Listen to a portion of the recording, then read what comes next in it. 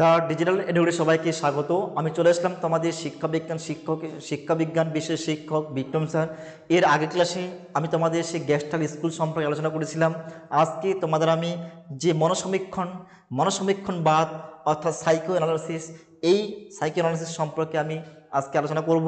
দ্বিতীয়ত তুমি দেখতে পাচ্ছ শিক্ষা মনোবিদ্যা চিন্তাধারা স্কুল অফ এডুকেশনাল সাইকোলজি, অর্থাৎ এই চ্যাপ্টার থেকে যে মনসমীক্ষণবাদ রয়েছে অর্থাৎ সাইকো অ্যানালিসিস, সেই তত্ত্ব সম্পর্কে আজকে আমি আলোচনা করব। তোমরা অবশ্যই প্রত্যেকে খাতা পেন নিয়ে বসো, যে কথাগুলো বলবো সেই কথাগুলো ভালো করে তোমরা খাতায় লিখে নেবে, ঠিক আছে?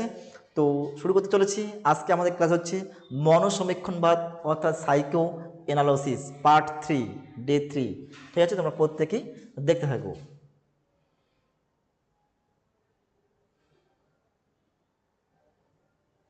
তাহলে এই যে মনসমীক্ষণবাদ সাইকো অ্যানালিসিস বলছে শিক্ষা মনোবিদ্যা কাঠামোবাদ, কার্যকরিতাবাদ, আচরণবাদ, গেস্টালবাদ প্রভৃতি বিভিন্ন কি সম্প্রদায়ের মধ্যে আরও একটি সম্প্রদায় হচ্ছে কি মনসমীক্ষণবাদ।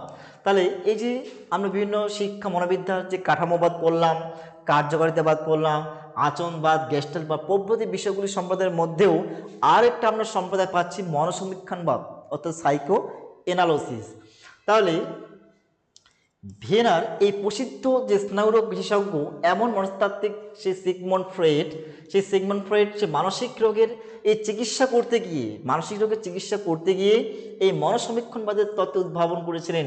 তিনি চিকিৎসার সময় মানুষের আচরণের বিভিন্ন প্রকৃতি এই ফ্রয়েড বিশ্লেষণ করতে গিয়ে মানুষের মনের অভ্যন্তরে এই বৈচিত্র্য সন্ধান পান, অর্থাৎ মানুষের যে অবচেতন মনের সেই রহস্যময় এবং বৈচিত্র্যময় বিষয়বস্তু এবং ক্রিয়াকলাপকে কেন্দ্র করে তার পরীক্ষা নিরীক্ষা এবং তার অনুসরণের ফলে এই শিক্ষা মনোবিদ্যার এক নতুন দৃষ্টিভঙ্গি গড়ে ওঠে, যা মনসমীক্ষণবাদ নামে পরিচিত। তাহলে কি বলছে, এই চিকিৎসা বিজ্ঞান যে জনক হচ্ছে আমাদের এই ফ্রয়েড, তিনি হচ্ছেন মানসিক রোগের অর্থাৎ ভিয়েনা প্রসিদ্ধ সিগমন্ড ফ্রয়েড, তিনি কি মানসিক রোগের কি তিনি চিকিৎসা করতে গিয়ে বিভিন্ন মনসমীক্ষণবাদের তত্ত্ব উদ্ভাবন করেন। আর এই চিকিৎসার সময় কী করেছিলেন, মানুষের আচরণের প্রকৃতি নিয়ে কি ফ্রয়েড বিচার বিশ্লেষণ করতে গিয়ে মানুষের যে মনের অভ্যন্তরে যে বৈচিত্র্যময় কিছু সন্ধান পান, আর মানুষের এই অবচেতন মনের রহস্যময় বৈচিত্র্য বা বিষয়বস্তু এবং ক্রিয়াকলাপকে কেন্দ্র করেই তার পরীক্ষা নিরীক্ষা বা অনুশীলনের ফলে যে শিক্ষা মনোবিদ্যা এক নতুন দৃষ্টিভঙ্গি গড়ে ওঠে তাকেই বলা হচ্ছে মনসমীক্ষণ বা তত্ত্ব। যে কি বলছে, যে এই যে সিগমুন্ড ফ্রয়েড তিনি কি করছেন, চিকিৎসা মনসমীক্ষণবাদ উদ্ভাবন করেছিলেন। তিনি বিভিন্ন মানসিক রোগীদের পরীক্ষা করতে গিয়ে অর্থাৎ মানুষের বিভিন্ন অবচেতন মনে যে সমস্ত রহস্যময় যে বৈচিত্র্যময় আচরণগুলো পাচ্ছে, আর সেই বৈচিত্র্যময় আচরণগুলো অনুশীলনের ফলে শিক্ষা মনোবিদ্যা একটা নতুন দৃষ্টিভঙ্গি জাগ্রত হয়েছে। সেই জাগ্রত হওয়াটাকে বলা হচ্ছে মনসমীক্ষণবাদ নামে পরিচিত।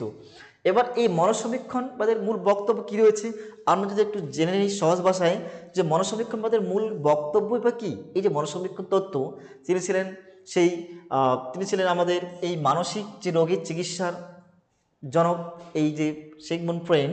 তিনি বিভিন্ন পরীক্ষা করে এবং বিচার বিশ্লেষণ করে তিনি যে সিদ্ধান্তে উপনীত হয়েছেন বা অনুশীলনের ফলে শিক্ষা মনোবিদ্যা একটা নতুন একটা দৃষ্টিভঙ্গি গড়ে তুলেছেন, তাকে বলছি আমরা মনসমীক্ষণ। এই যে মনসমীক্ষণবাদ তত্ত্বের মূল ভিত্তিতে কি তিনি বলেছেন, যে ফ্রয়েড বিশ্বাস করতেন যে অবচেতন মনের কাজকর্মের কাছে চেতন মনের কাজকর্ম তেমন গুরুত্বপূর্ণ নয়।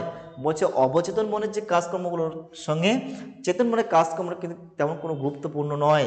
বলছে অন্যান্য মনোবিদ্যার সংবেদন, শিক্ষণ, স্মৃতি, বিভিন্ন জ্ঞানমূলক এই প্রতিক্রিয়াগুলিকে গুরুত্ব দিয়ে ফ্রয়েড বিশেষ কোনো গুরুত্ব দেয়নি। তিনি মনে করতেন যে সমস্ত মানসিক সমস্যার সমাধান মূলে রয়েছে এক জন্মগত আদিম অতৃপ্ত কামনা বাসনা, যা অবচেতন মনে অবস্থান করে, অবচেতন মনে নিহিত এই পেশনা এই দ্বন্দ্ব মানব আচরণকে প্রভাবিত করে। তার মূল বক্তব্য কি বলেছিল, যে ফ্রয়েড বিশ্বাস করতেন যে অবচেতন মনের যে কাজকর্মের কাছে চেতন মনের কাজকর্ম এবং যে বিশ্বাস করতেন যে অবচেতন মনের কাজকর্মের কাছে চেতন মনের কাজকর্ম তেমন বেশি গুরুত্বপূর্ণ কিন্তু নয়। এবং অন্যান্য যে মনোবিদগুলো রয়েছে তারাও কিন্তু সংবেদন, শিক্ষণ, স্মৃতি বিভিন্ন বিভিন্ন জ্ঞানমূলক প্রক্রিয়াগুলিকে তারা বিভিন্ন গুরুত্ব আরোপ করেছেন। সে গুরুত্ব দিলেও ফ্রয়েড বিশেষ কোনো গুরুত্ব কিন্তু দেননি। তিনি বলেছেন বা তিনি মনে করতেন যে সমস্ত মানসিক সমস্যা মূলে রয়েছে জন্মগত আদিম আর অতৃপ্ত কামনা বাসনা ইচ্ছা, এই যে অবচেতন মনে অবস্থান করেছে, এই অবচেতন মনে নিহিত এই পেশনা বা দ্বন্দ্ব মানব আচরণকে অনেক বিশেষভাবে কিন্তু প্রভাবিত করেছে।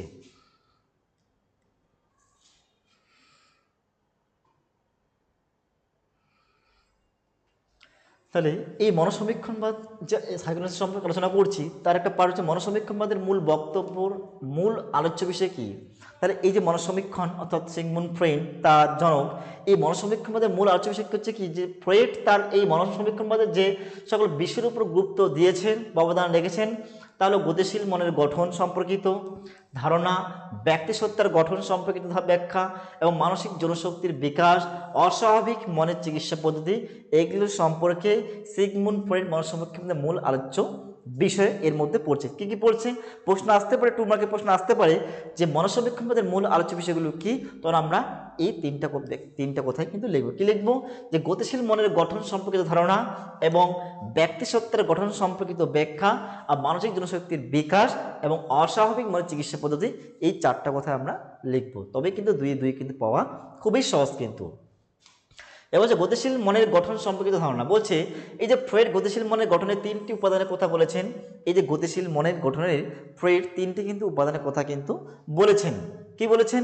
একটা বলেছেন ইদম, একটা বলেছেন ইদম অহম অর্থাৎ ইগো, এই অধিসত্তা বা বিশেষ বা বিবেককে বলেছেন সুপার ইগো। এই 3টা কি কি বলেছেন? একটা ইদম বলেছেন, একটা অহম বলেছেন বা ইগো বলেছেন বা অহম, আর একটা হচ্ছে বিবেক। অর্থাৎ ইদম, অহম আর হচ্ছে অধিসত্তা বা বিবেক, এই 3টা কি করছেন? গতিশীল মনের 3টি উপাদানের কথা তিনি বলেছেন। কে বলেছেন? ফ্রয়েড মনোবিদ সাহেব বলেছেন। বলেছেন যে মানুষের মনের এই গতিশীলতা বা উপস্থিত শক্তির 3টি উপাদানের মধ্যে প্রতিনিয়ত এই দ্বন্দ্ব চলে। আর একদিকে ইদমের জৈবিক এবং অসামাজিক কামনা বাসনা পূরণের চাপ, আর অন্যদিকে অধিসত্ত্বের সামাজিক ন্যায় নীতি অনুশাসন এবং মূল্যবোধকে মেনে চলার প্রয়াস। এই অহম এই 2 শক্তি বা উপাদানের চাহিদার মধ্যে সমন্বয় ঘটিয়ে চলার চেষ্টা করেছে। এভাবে কোনো ব্যক্তির ব্যক্তিত্ব নির্ধারিত হয়ে থাকে। বলছে একটা ব্যক্তির যে তার পার্সোনালিটি কীভাবে নির্ভর করে থাকে। এখানে 3টা উপাদানের কথা বলা আছে। এই 3টা উপাদানের মধ্যে প্রতিনিয়ত কি যে দ্বন্দ্ব চলে। অর্থাৎ একদিকে হচ্ছে ইদমের জৈবিক অর্থাৎ অসামাজিক কামনা বাসনা পূরণের চাপ রয়েছে, অন্যদিকে অধিসত্ত্বার সামাজিক ন্যায় নীতি অনুশাসন মূল্যবোধকে মেনে চলার প্রয়াস রয়েছে। আবার অহমে কি রয়েছে? এই 2 শক্তির বা উপাদানের 2 শক্তি বা উপাদানের চাহিদার মধ্যে সমন্বয় ঘটে চলার চেষ্টা করে। আর এইভাবে কোনো একটা ব্যক্তির ব্যক্তিত্ব নির্ধারিত হয়ে থাকে।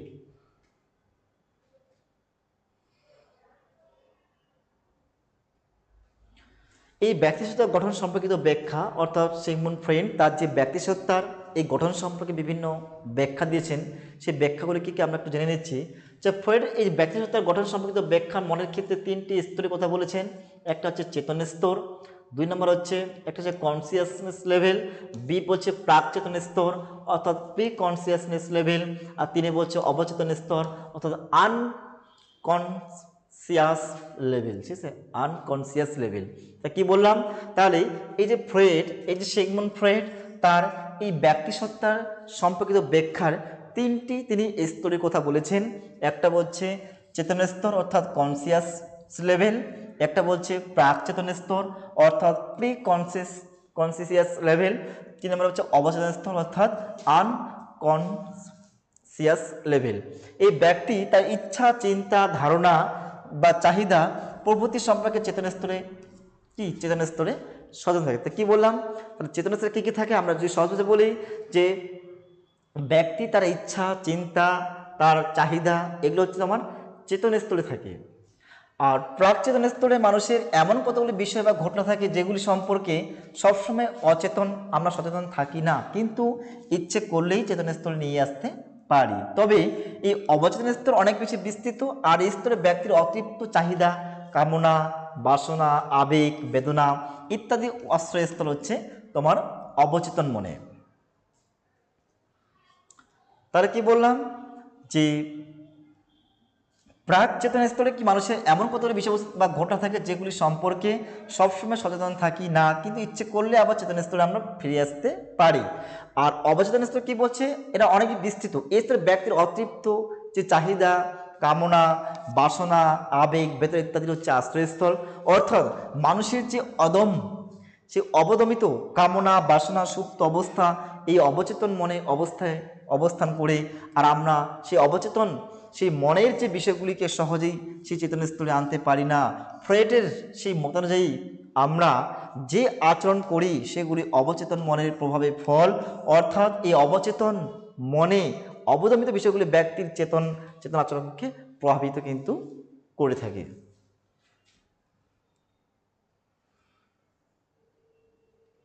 এবার এই মনসমীক্ষণবাদ অর্থাৎ সাইকোঅ্যানালিসিস কি বলছে, এই যে মানসিক জনশক্তির যে বিকাশ এবং লিবিডোর বিকাশ, মানসিক জনশক্তির বিকাশ এবং লিবিডোর বিকাশ বলছে ফ্রয়েড তার ব্যক্তির জৈবিক বিকাশকে সাধারণভাবে এবং যৌন বিকাশকে বিশেষভাবে গুরুত্ব দিয়েছেন। বলছেন এই যে সিগমুন্ড ফ্রয়েড একটা শিক্ষার্থীর যে মানসিক জনশক্তির বিকাশ এবং লিবিডোর বিকাশ এই সম্পর্কে তিনি কী বলেছেন, তিনি বলেছেন যে ফ্রয়েড তার ব্যক্তির যে জৈবিক বিকাশ এবং তার সাধারণভাবে কোনো যৌন বিকাশকে বিশেষভাবে গুরুত্ব দিয়েছেন। তিনি বিশ্বাস করতেন যে জনশক্তি হলো মানুষের জীবনের সকল কাজের কি একটা জীবনশক্তি, যা সকল রকম দৈহিক আনন্দ, সুখ ভোগ এবং যা শরীরের যে কোনো অঙ্গ বা কাজের মাধ্যমে আসুক তা সবই যৌন প্রকৃতিরই। অর্থাৎ যৌন আকাঙ্ক্ষা পরিতৃপ্তির মধ্য দিয়ে ব্যক্তি কি আনন্দ পায় এবং নিজেকে কি পরিচালিত করার শক্তি অর্জন করতে হয়। কি বলছে এখানে, সিগমুন্ড ফ্রয়েড বলেছেন যে ব্যক্তির যে জৈবিক বিকাশকে সাধারণভাবে এবং তার যৌন বিকাশকে বিশেষভাবে গুরুত্ব দিয়েছেন।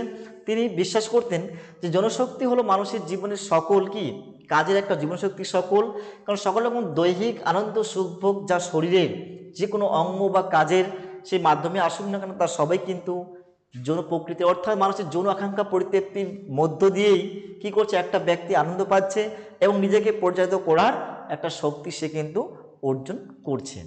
এবার অস্বাভাবিক মনের চিকিৎসা পদ্ধতি কি বলছে, যে মনসমীক্ষণবাদীরা অবচেতন মনে সে অনুসরণের পদ্ধতি হিসেবে এক নম্বর মুক্ত অনুসঙ্গ, ফ্রি অ্যাসোসিয়েশন, স্বপ্ন বিশ্লেষণ, ড্রিম অ্যানালাইসিস, তারা বলছে দৈনন্দিন মনোবিকার বিশ্লেষণ, সমন্বয় সাধন, আত্মিক সম্পর্ক স্থাপন ইত্যাদি কথা বলেছেন। তারা অস্বাভাবিক মনের এই চিকিৎসা পদ্ধতি সম্পর্কে ফ্রয়েড কী বলেছেন, তিনি বলেছেন যে মনসমীক্ষণবাদীরা এই যে অবচেতন মনের সেই অনুশীলনের পদ্ধতি হিসেবে তিনি কী বলেছেন, একটা মুক্ত অনুসঙ্গ, ফ্রি অ্যাসোসিয়েশন, 2 নম্বরে বলেছেন স্বপ্ন বিশ্লেষণ, ড্রিম অ্যানালাইসিস, 3 নম্বরে বলেছেন দৈনন্দিন মনোবিকাশের বিশ্লেষণ, 4 বলছেন সমন্বয় সাধন, 5 বলছেন আত্মিক সম্পর্ক স্থাপন ইত্যাদি কথা কিন্তু তিনি বলেছেন। ফ্রয়েডের যে গুরুত্বপূর্ণ প্রকাশনা, এই গুরুত্বপূর্ণ প্রকাশনা তিনি কি বলেছেন, ফ্রয়েড তো মনসমীক্ষণবাদে একই সঙ্গে যে স্বাভাবিক এবং অস্বাভাবিক মনের যে ব্যাখ্যা দেওয়ার চেষ্টা করেছেন। তার এই মতবাদ বর্তমানে সারা পৃথিবীর জীবনব্যাপী মানসিক রোগের চিকিৎসার পদ্ধতি হিসেবে কিন্তু আমরা প্রতিষ্ঠা লাভ করেছি।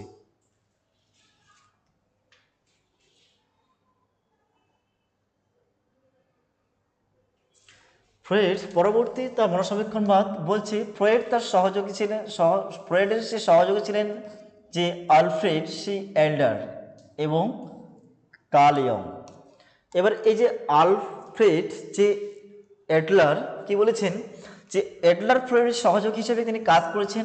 তিনি পরবর্তীকালে ব্যক্তি মনোবিদ্যা অর্থাৎ স্কুল অফ ইন্ডিভিজুয়াল সাইকোলজি নামক একটি সম্প্রদায় প্রতিষ্ঠা করেন এবং ফ্রয়েড মতানুযায়ী মানুষের সকল আচরণের পিছনে তার যৌন চাহিদা বা চালিকা শক্তি হিসেবে কাজ করে থাকে। কিন্তু এই যে অ্যাডলার মনে করেন যে মানুষের জীবনে মুখ্য ভূমিকা গ্রহণ করে এই যে প্রভুত্ব বিস্তারের চাহিদা এমন এক আত্মপ্রতিষ্ঠা চাহিদা। তিনি বলেন যে শৈশব বাল্যকাল শিশুর মধ্যে যে অসহায়ত্ব দেখা যায় তা তার মনে এক ধরনের কি হীনমন্যতার জন্ম নিয়েছে, আর সেই হীনমন্যতা থেকে মুক্তি পাওয়ার জন্য অন্যের উপর কি প্রভুত্ব করার কি সে মনোভাব তৈরি হয়, আর তখন সে সমাজে অনুমোদিত পদ্ধতি অনুসরণ করে তার ফলস্বরূপ তার মধ্যে সে উদ্বায়ু রোগ তার মধ্যে কিন্তু দেখা যায়।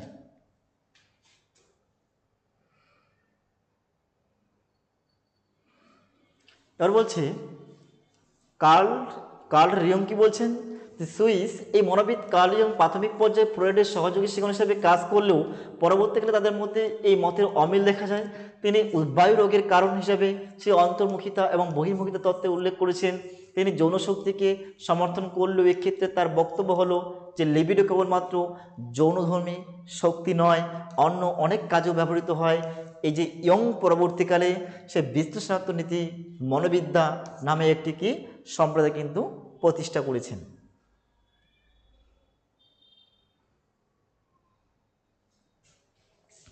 এই যে অ্যাডলার ও ইয়ং এর পরবর্তী সময়ে যে ক্যারেন হর্নি বা এরিক ফ্রম এবং স্টাক যে সুলিভান, যারা বলছে এরিকসন প্রমুখ এই মনোবিদগণ ফ্রয়েডের যে মনসমীক্ষণ নিয়ে কাজ করেছেন। আর এই সমস্ত মনোবিদগণ ফ্রয়েডের সঙ্গে বহু বিষয়ে কি একমত হলেও কিছু কিছু বিষয়ে ভিন্ন মত প্রকাশ করেছেন। ফলস্বরূপ মনসমীক্ষণবাদের যেমন বিকাশ ঘটে, তেমনি তারও বহু পরিমার্জনও ঘটে থাকে। আর এই সকল মনোবিদগণ নতুন নতুন এই যে নবনব যে ফ্রয়েডীয় নামে পরিচিত, তাদের স্বাভাবিক বা অস্বাভাবিক উভয় ধরনের কি ব্যক্তিসত্তার বিকাশের ক্ষেত্রে কৃষ্টি সংস্কৃতি গুরুত্বপূর্ণ ভূমিকা কিন্তু পালন করে থাকে। আর তার উদ্বায়ু রোগের সেই প্রধান কারণ হিসেবে বাধাপ্রাপ্ত যে আন্তঃব্যক্তিক সম্পর্ক এবং নিয়ন্ত্রিত বা সাংস্কৃতিক পরিমণ্ডলের তারা সামাজিক সম্পর্কের কথা তারা কিন্তু বলেছেন। এবার এরিক ফ্রম কি বলেছেন? তিনি বলেছেন যে এরিক ফ্রম হলেন তিনি কে? তিনি হলেন একজন বিশিষ্ট কি নব্য সেই ফ্রয়েডীয় সে মনোবিজ্ঞানী। তিনি ব্যক্তির সুস্থ এবং সকল ব্যক্তিগতার বিকাশ এবং প্রতিবন্ধকতার ক্ষেত্রে সমাজের ভূমিকাকে কি গুরুত্ব দিয়েছেন। তার মতে ব্যক্তির সামাজিক চরিত্র তার নিজের সাংস্কৃতিক পরিমণ্ডলে ঘটে থাকে। তাই তিনি বলেছেন যে ব্যক্তি সমাজ পরিবেশে তার নিরাপত্তার চাহিদার সঙ্গে স্বাধীনভাবে কি আত্মবিকাশের চাহিদা কি সমন্বয় সাধন করার জন্য প্রতিনিয়ত সে কিন্তু সংগ্রাম। অর্থাৎ ব্যক্তি কি করছে? তিনি বলেছেন যে ব্যক্তি এবং সমাজ এই পরিবেশের সঙ্গে তাল মিলিয়ে বা অভিযোজন করতে গেলে বা ভালো জায়গায় পৌঁছতে গেলে একটা ব্যক্তি বিভিন্ন রকম সংগ্রাম করতে চলতে হয়। তাই এই শিশু নিজেকে প্রতিষ্ঠিত করার জন্য মৌলিক চাহিদাগুলি সমাজ যখন পূরণ করতে ব্যর্থ হয়, তখনই তার মধ্যে কি সে সংগতি বিধানের একটা সমস্যা কিন্তু সৃষ্টি হয়।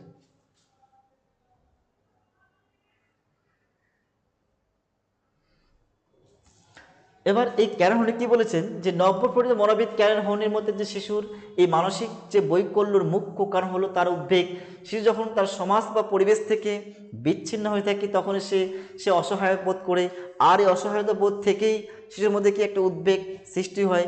যেহেতু যখন পরিবারের নিকট কোনো আত্মীয়র কাছ থেকে বিচ্ছিন্ন হয় তখনই সে নিরাপত্তার ভীষণ অভাব বোধ করে। আর এই নিরাপত্তা অভাববোধ শিশুর মধ্যে কি করে একটা উদ্ভব সৃষ্টি করে। অর্থাৎ শিশু যখন কি করছে অসহায়বোধ, অর্থাৎ সে যখন একটা পরিবেশ থেকে বিচ্ছিন্ন হয়ে যাচ্ছে এবং সে আত্মীয়র কাছ থেকে হয়তো কোনো বিচ্ছিন্ন হয়ে যাচ্ছে, তখন কিন্তু একটা শিশু কী করছে নিরাপত্তার তাগিদে সে কী করছে তার মধ্যে কিন্তু একটা উদ্বেগজনিত সে কিন্তু আচরণ সৃষ্টি করতে কিন্তু উদ্বুদ্ধ হচ্ছে। কিন্তু স্টাক সুলিভান কি বলেছেন?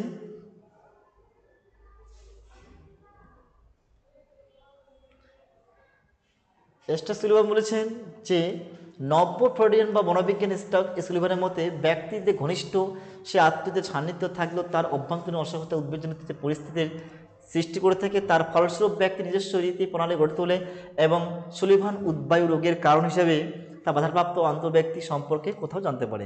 এবার এরিক এরিকসন কি বলেছেন? তিনি নব্য ফ্রয়েডিয়ান মনোবিজ্ঞানী এরিক এরিকসনের মতে যে ব্যক্তি জীবনের বিকাশের মূল কারণ হচ্ছে মনোসামাজিক দ্বন্দ্ব, অর্থাৎ সাইকো সোশ্যাল কনফ্লিক্ট। অর্থাৎ এই দ্বন্দ্ব বা ইদম অহম ইগো অতিসত্তা অর্থাৎ সুপার ইগো এগুলো কী করছে? এগুলোর মধ্যে নয়, তা ব্যক্তি এবং সমাজের মধ্যে দেখা যায় যে ব্যক্তির চাহিদা পূরণকে ব্যক্তির যে চাহিদা সেই চাহিদাকে কি করছে পূরণ করার জন্য ব্যক্তি ও সমাজের মধ্যে কি হচ্ছে একটা দ্বন্দ্বের সৃষ্টি হয়। আর এই দ্বন্দ্বই হলো মনোসামাজিক দ্বন্দ্ব যা অহম ইগোয়ের বিকাশ ঘটায়। ব্যক্তির অহমের চাহিদা এবং সমাজের চাহিদার মধ্যে কি করছে বিরোধ, সেই সংকটের ক্রাইসিস সৃষ্টি হয়। আর এই সংকট থেকেই মুক্ত হওয়ার জন্য ব্যক্তি নানা ধরনের কি আচরণ করে থাকে। আর দ্বারা ব্যক্তির কি ঘটে থাকে একটা ব্যক্তির মধ্যে কিন্তু বিভিন্ন ধরনের কি বিকাশ ঘটতে থাকে।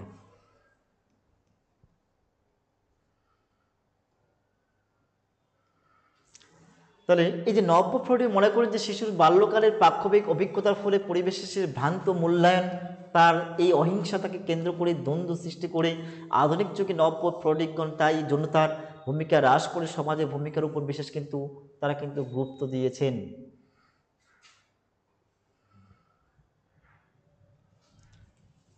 বলছে এই যে শিক্ষাক্ষেত্রে মনসমীক্ষণবাদের কি অবদান রয়েছে, এই যে শিক্ষাক্ষেত্রে মানে পাঠ্য শ্রেণীকক্ষে শেখানোর সময় এই যে আমাদের এই যে শিক্ষাক্ষেত্রে আমাদের মনসমীক্ষণবাদ কী কী ভূমিকা পালন করে থাকে বা শিক্ষাক্ষেত্রে আমাদের কিভাবে কাজে লাগে সেই সম্পর্কে আলোচনা করছি।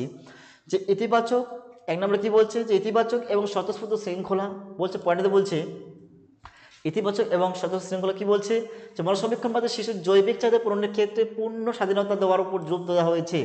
বলছে একটা শিক্ষার্থী যদি জৈবিক চাহিদা পূরণ করা যায় তাহলে কী করতে, তাকে পূর্ণ স্বাধীনতার উপর জোর দেওয়া হয়েছে এবং তাদের স্বাভাবিক বৃদ্ধি এবং বিকাশের ক্ষেত্রে অন্য প্রভাবকে ন্যূনতম করার কথা বলা হয়েছে। অর্থাৎ তার সঙ্গে তার বৃদ্ধি এবং বিকাশকেও কিন্তু গুরুত্ব দিতে হবে, তবেই একটা শিক্ষার্থী কী হবে তার এবং তাকে জৈবিক চাহিদাগুলো পূরণ করার জন্য উপরে জোর দেওয়া হয়েছে, পূর্ণ স্বাধীনতা দেওয়া হয়েছে। অর্থাৎ দমন পীড়ন নীতির পরিবর্তে শিশুর আচরণকে বঞ্চিত পথে পরিচালিত করতে হবে, যা শিশুর মধ্যে ইতিবাচক ও স্বতঃস্ফূর্ত শৃঙ্খলা গড়ে তুলতে বিশেষভাবে কিন্তু সাহায্য করবে। 2 নম্বরে কী বলছে যে ব্যতিক্রমী শিশুদের সম্পর্কে ধারণা, বলছে শিক্ষাক্ষেত্রে ব্যতিক্রমী শিশুদের বুঝতে সাহায্য করে, অর্থাৎ অপসংগতিমূলক শিশুদের আচরণগত বিচ্যুতির কারণগুলিকে চিহ্নিত করে এবং সেই অনুযায়ী শিক্ষামূলক পরিকল্পনা রচনা করে স্বাভাবিক জীবন বিকাশে সাহায্য করে থাকে। মানসিক স্বাস্থ্যের বিকাশ, বলছে মানসিক স্বাস্থ্যের এই যে শিক্ষারমণ সমীক্ষণ, এই যে মনসমীক্ষণবাদের অবদান অনস্বীকার্য। এই মানসিক অসুস্থ ব্যক্তিদের জন্য পৃথক মনোচিকিৎসা পদ্ধতি উদ্ভাবন এবং মনসমীক্ষণবাদের সে বিস্ময়কৃত সৃষ্টি হয়। আর এই চিকিৎসা পদ্ধতির সাহায্যে মানসিকভাবে অসুস্থ শিশুদের সঠিক সময়ে চিকিৎসা করা সম্ভব হয়। আর এই ব্যাপারে শিক্ষক পিতামাতাকে সতর্ক থাকতে হবে। বলছে মানসিক স্বাস্থ্য শিক্ষা, এই মানসিক স্বাস্থ্য অর্থাৎ মানুষের যদি কোনো কারণে স্বাস্থ্য বা রোগ ভ্রান্তি হয়ে থাকে তাহলে আমরা কি করব, সেই মনসমীক্ষণবাদ অবদান অনস্বীকার্য। কারণ মানসিক যে অসুস্থ ব্যক্তিগুলোকে পৃথক করে তাদের মধ্যে যে মানসিক চিকিৎসার জন্য যে ট্রিটমেন্ট করতে হয় মনসমীক্ষণবাদের কিন্তু একটা বিস্ময়কর সৃষ্টি। আর এই চিকিৎসা পদ্ধতির সাহায্যে মানসিকতার মাধ্যমে সেই শিশুদেরকে সঠিক সময়ে শিক্ষাদান করা এবং এ ব্যাপারে কিন্তু এই যে শিক্ষক এবং পিতামাতা উভয়কে কিন্তু এগিয়ে আসতে হবে। তাহলে আমরা আমাদের এই যে শিশুকে ভবিষ্যতে তাকে অগ্রগতির পথে কিন্তু আমরা এগিয়ে নিতে পারবো, বা সেই ব্যক্তি বা সেই শিশু ভবিষ্যতে একজন সুনাগরিক রূপে কিন্তু রূপান্তরিত হয়ে দেশ এবং সমাজে কিন্তু সে কাজ করতে পারবে।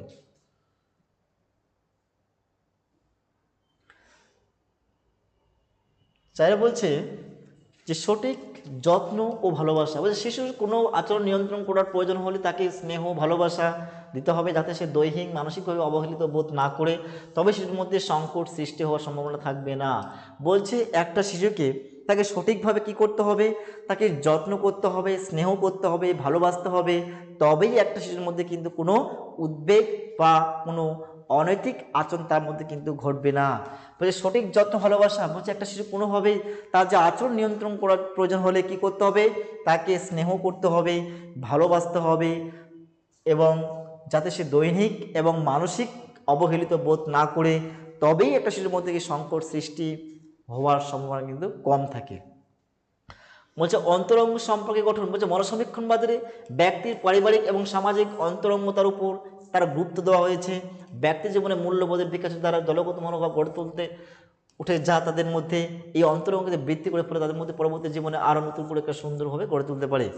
এবার 6 নম্বরে কী বলছে শিক্ষার্থীর আচার আচরণ পর্যবেক্ষণ, বলছে শিক্ষার্থীর শিক্ষাদানের পূর্বে তাদের আচার আচরণ ভালোভাবে পর্যবেক্ষণ করতে হবে। তাদের এই আচরণগত কোনো সমস্যার সমাধান থাকলে শিক্ষক সেই সমস্যার কারণ অনুসন্ধান করবেন এবং তার সমাধান প্রচেষ্টা হবেন। তবে শিক্ষার্থীকে কোনো শিক্ষা দেওয়ার সময় বা শিক্ষার্থীদের এই যে আচরণ পর্যবেক্ষণ, বলছে শিক্ষার্থীকে শিক্ষাদানকালে বা শিক্ষাদান দেওয়ার আগে সে প্রত্যেকটা শিক্ষার্থী তার আচার আচরণ সম্পর্কে শিক্ষককে কিন্তু একটু হলেও জানতে হবে বা পর্যবেক্ষণ করতে হবে।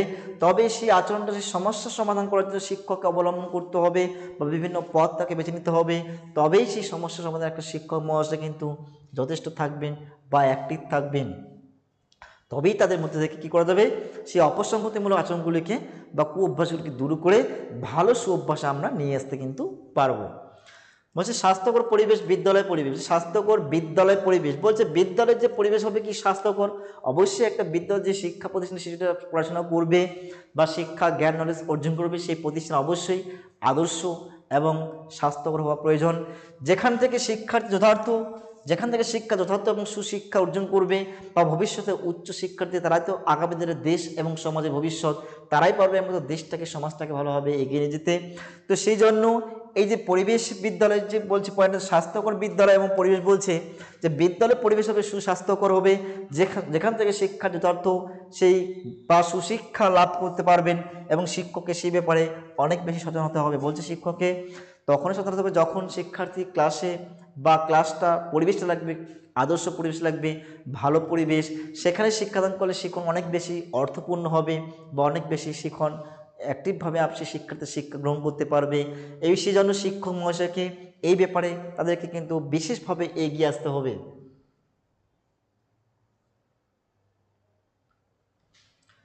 বলছে 8 নম্বরে বলছে যথার্থ শিক্ষা পরিকল্পনা রচনা, বলছে শিক্ষার্থী ব্যক্তিত্ব বিকাশের ক্ষেত্রে যথার্থ শিক্ষা পরিকল্পনা রচনা করা প্রয়োজন। বলছে শিক্ষার্থী যথার্থ শিক্ষা পরিকল্পনা বলছে যথার্থ শিক্ষা বলছে শিক্ষার্থী তার ব্যক্তিত্ব বিকাশের জন্য যে সমস্ত পরিকল্পনা করা উচিত বা পাঠন তৈরি করতে বা ভালো ব্যক্তি তৈরি করার জন্য যা যা পরিকল্পনা করা উচিত তার কিন্তু প্রয়োজন করতে হবে। শিক্ষক মহাশয়কে এগিয়ে আসতে হবে বা বাড়িতে অভিভাবককেও এগিয়ে আসতে হবে, তাহলেই আমরা শিক্ষার্থীর মধ্যে থেকে তার যথার্থ শিক্ষা পরিকল্পনা অর্থাৎ কী তাকে পড়াশোনা দিতে হবে সেই সমস্ত আচার আচরণ সুশিক্ষা পরিকল্পনা রচনা করতে হবে। সহপাঠক্রমিক কার্যাবলী ব্যবস্থা বলছে একটা বিদ্যালয়ে সহপাঠক্রমিক কার্যাবলী স্থাপন করতে হবে যাতে শিক্ষার্থীর সর্বদিকের বা সর্বাঙ্গীন দিকের কি বিকাশ ঘটতে পারে, দৈহিক মানসিক সামাজিক প্রাক্ষবিক নৈতিক। কারণ পড়াশোনা করলে শুধুমাত্র তার মতো মানসিক বিকাশ বা বুদ্ধির বিকাশই হবে, বাদ বাকি যে বিকাশগুলো দৈহিক মানসিক সামাজিক নৈতিক এগুলো বিকাশ কিন্তু একটা শিক্ষার্থীর মধ্যে কিন্তু গড়ে উঠবে না।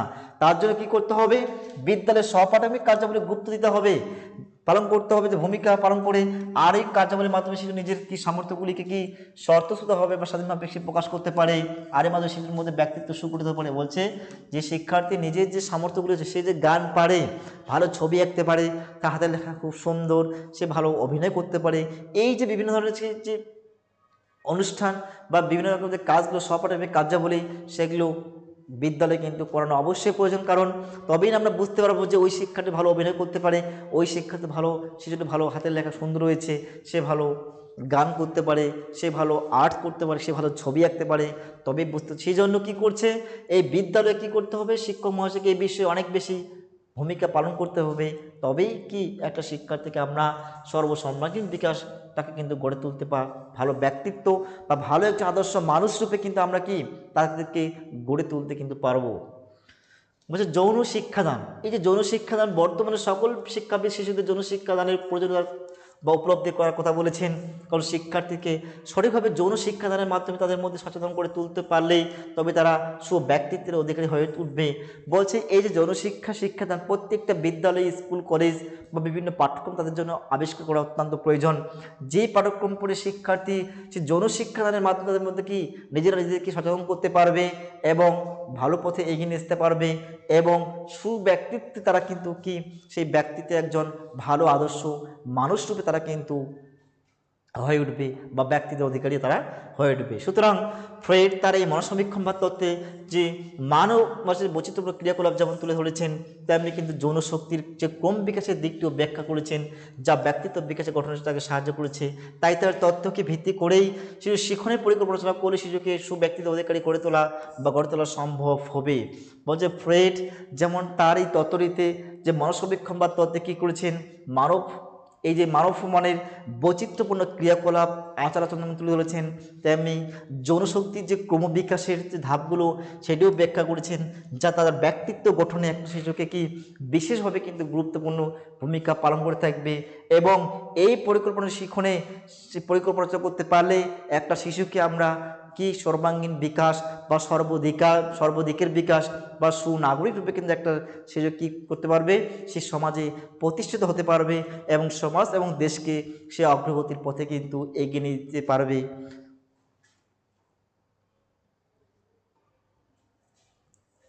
তো আমরা আজকে যেটা বললাম যে মনসমীক্ষণ বা তত্ত্ব অর্থাৎ সাইকো অ্যানালিসিস সম্পর্কে আজকে আমরা যে টপিকটা নিয়ে আলোচনা করলাম, তোমরা প্রত্যেকে যে সমস্ত গুরুত্বপূর্ণ কথাগুলো বললাম তোমরা অবশ্যই সেগুলো কি খাতায় নোট ডাউন করে রাখবে, কারণ ভালোভাবে পড়বে। বুঝতে না পারলে অবশ্যই আমাকে কমেন্ট বক্সে কমেন্ট করে জানাবে।